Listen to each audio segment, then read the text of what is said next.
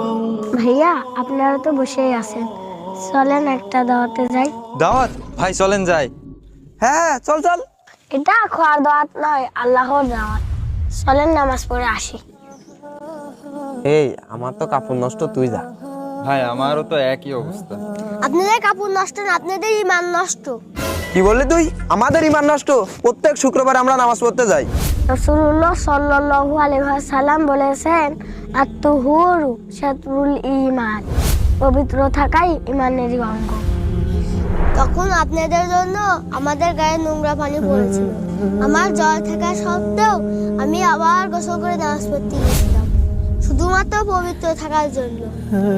আর আপনারা বসে আপনাদের কাপড় নষ্ট, আসলে আপনাদের ঈমানই নষ্ট।